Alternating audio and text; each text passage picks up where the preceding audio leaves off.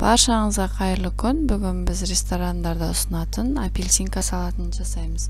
Ол үшін бізге қажетті 300 грамм рукколы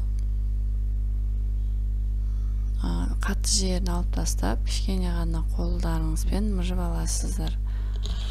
Содан соң піскен біздің тауық етін ұзынша етіп тұрып, рукколамыздың үстінен саламыз.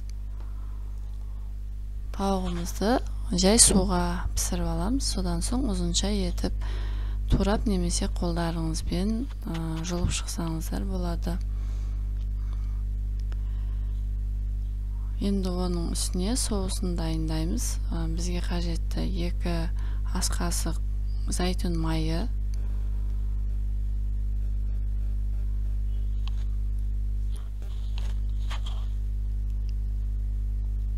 2 ас қасық соевый соус қажет.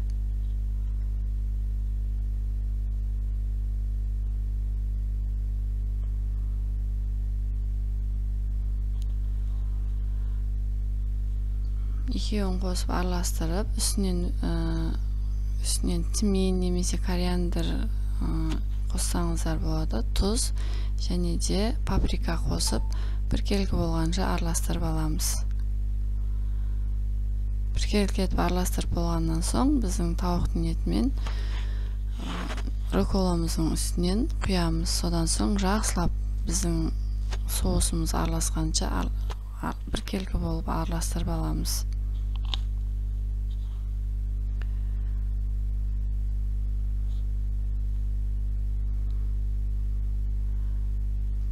Біркелкі етіп араластырып болғаннан соң, біздің тарелкамызға салып,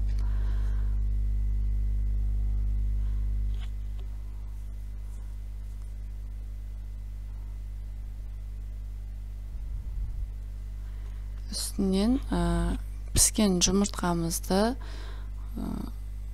бөліктерге бөліп әсемдейміз. Өздеріңіздің қалауыңыз бойынша бөдененің жұмыртқасында пайдалансаңыздар болады, өте әдемі болып шығады.